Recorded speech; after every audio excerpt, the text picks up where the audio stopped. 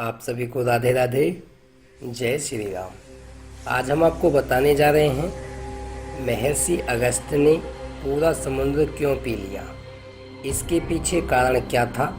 यह जानने के लिए हम आपको महाभारत के सभा पर्व में उल्लेखित एक कथा बताते हैं, जो कुछ इस प्रकार है। सतयुग में काल के नाम के महाबलवान दैत्यगण हुए, जो वृत्तासुर के अधीन रहकर देवताओं पर आक्रमण करते रहते थे और हर कार्य में विघ्न डालते थे। उनसे परेशान होकर वृत्तासुर के वध के लिए सभी देवतागण ब्रह्मा जी के पास गए और वृत्तासुर को किस प्रकार मारा जाए इसका उपाय पूछा।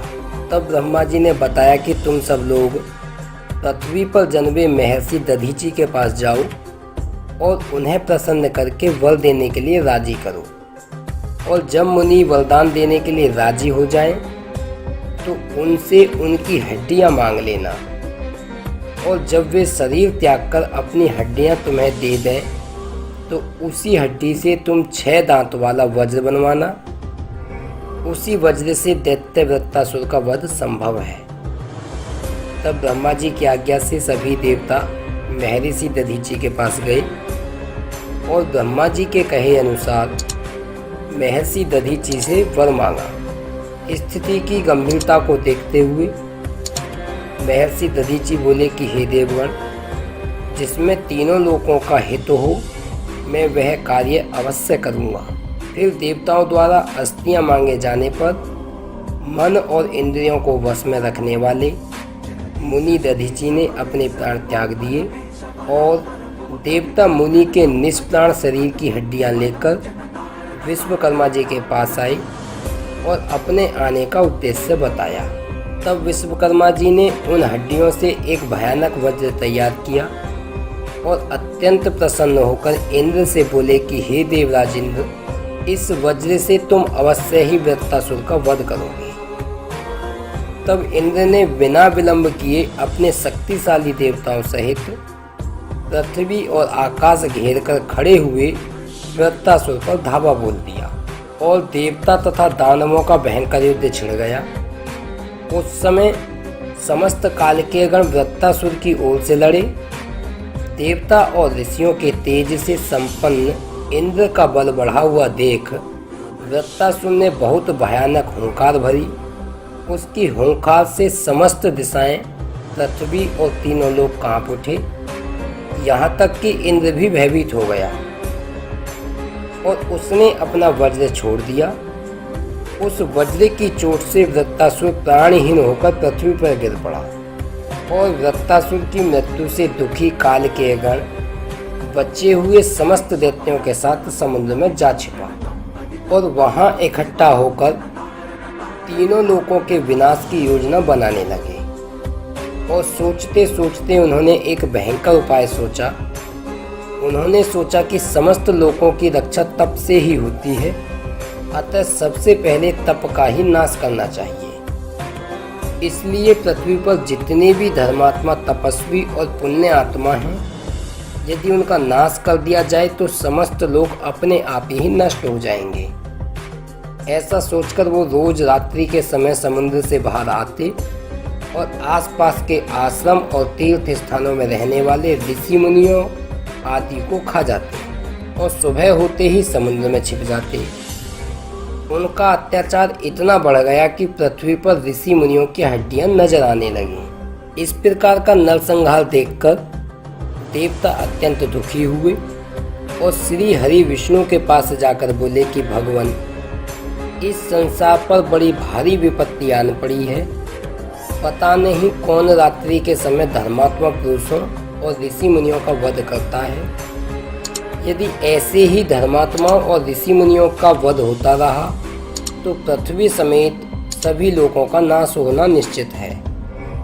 प्रभु हमारा मार्गदर्शन करें और इस विपत्ति से बाहर निकालें। प्रार्थना सुनकर श्री हरि विष्णु जी बोले, हे देवगण, मैं इस भयंकर उत्पात से भली भांति परिचित हूँ।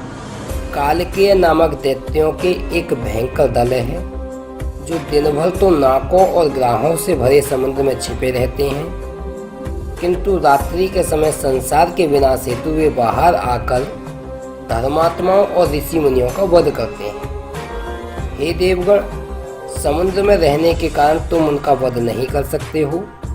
इससे पहले समुद्र को सुखाने के उपाय सोचो। और समुद्र को सुखाने का सामर्थ्य महर्षि अगस्त्य के अलावा किसी में नहीं है। इसलिए आप सबसे पहले मुनि अगस्त्य को इस कार्य के लिए तैयार करो। भगवान विष्णु की बात मानकर सभी देवता मुनि अगस्त्य के आश्रम में आए। वहां उन्होंने देखा कि मुनि अगस्त्य ऋषियों और महात्माओं से घिरे हुए विराजमान हैं। तब सभी देवता अगस्त्य मुनि के पास गए और प्रणाम किया। देवताओं को इस प्रकार आया देख अगस्त्य मुनि ने उनसे वहां आने का कारण पूछा। तब देवताओं ने सारा वृतांत सुनाया और अनुरोध किया कि आप इस समुद्र को पीकर सुखा दें, ताकि हम उन दुष्ट दैत्यों का विनाश कर सकें जो समस्त ऋषि मुनियों के काल बने बैठे हैं। यह सुनकर अगस्त्य मुनि ने कहा कि मैं इस संसार के कष्ट दूर करने के लिए तुम्हारी इच्छा अवश्य पूरी करूंगा।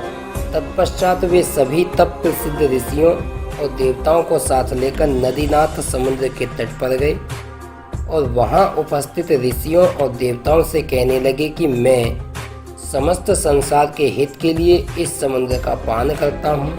और ऐसा कहकर मुनि अगस्त्य ने समुद्र का सारा जल पी लिया। तब सभी देवता अपने दिव्य अस्त्रों के साथ काल के दैत्यों पर टूट पड़े और भयंकर युद्ध छिड़ गया। लेकिन पवित्र आत्मा मुनियों के तप के कारण सभी दैत्य पहले ही शक्तिहीन हो गए थे। इसलिए सभी दैत्य देवताओं के हाथों मारे गए। इस प्रकार दैत्यों के अंत के साथ युद्ध समाप्त हुआ। तब देवताओं ने अगस्त्य मुनि की अनेकों प्रकार से स्तुति की और प्रार्थना की कि अब आप समुद्र के पिए हुए जल को पुनः छोड़ दीजिए। लेकिन मुनि अगस्त्य ने कहा कि मैंने वह सारा जल तो पचा लिया। यह सुनकर देवताओं को बड़ा आश्चर्य हुआ और उदास मन से ब्रह्मा जी के पास आए और हाथ जोड़कर समुद्र भरने की प्रार्थना की। तब ब्रह्मा जी बोले कि देवतागण, अब तुम सब अपनी इच्छा अनुसार अपने अपने स्थान पर जाओ। आज से कुछ समय बाद राजा भगीरथ अपने पुरखों के उद्धार का प्रयत्न करेंगे। तब यह समुद्र फिर जल से भर जाएगा। ब्रह्मा जी के कहे अनुसार सभी देवता अपने स्थान पर चले गए और प्रतीक्षा करने लगे उस समय का।